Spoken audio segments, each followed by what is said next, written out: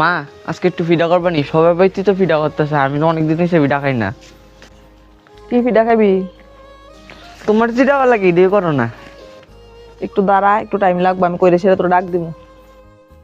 তো প্রথমে বন্ধুরা আমি বাটির মধ্যে চালের গুঁড়াটারে একটু জল দিয়া আর একটু লবণ দিয়া হালকা করে মিশাই নিই। তো তারপরে যারা কাঁচা লঙ্কা দেখাইবা তারা একটু কাঁচা লঙ্কা দিবা, আর যদি কাঁচা লঙ্কা না দাও তাহলে খালি এটা একটু ভালো করে মিশাই নিবা না। তো তারপরে তোমরা কাপ দিয়া ভালো করে 4-5 বার নাড়াচাড়া কইরা সেরা, তারপরে তোমরা এটার একটা কাপ বা হাতা দিয়ে সেরা নাড়াচাড়া কইরা তারপরে কড়ার মধ্যে দিবা। দেখো পিঠাটা কি সুন্দর গোল হয়েছে। আর এই পিঠাটারে এভাবে তোমরা 1-2 মিনিট রাখা, 2-3 মিনিট এভাবে রাখা, তারপর পিঠাটারে একটু ঢাকনা দিতে হবে। তো ঢাকনাটা দিয়ে একটু জল ছিটা দিলে পিঠাটা আস্তে আস্তে সিদ্ধ হয়ে যাবে, আর তখনই পিঠাটা খাইতে আরো খুব স্বাদ লাগবে। দেখো বন্ধুরা পিঠাটা প্রায় তৈরি হয়ে গেছে। ওই দেখো এবারে চিনি দিয়া পিঠাটা আস্তে আস্তে আমি তুললাম। খুব সাবধানে পিঠাটা রইতে হবে যাতে আস্তে আস্তে পিঠাটা না ভাঙে। তো বন্ধুরা তোমাদের বাড়িতে কি কোনো পিঠা করছো এখনো?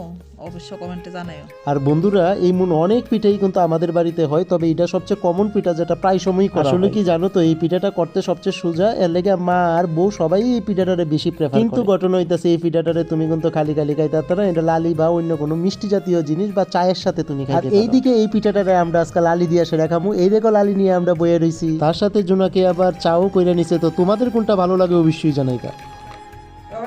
দেখ কেমন হইছে। দৌমা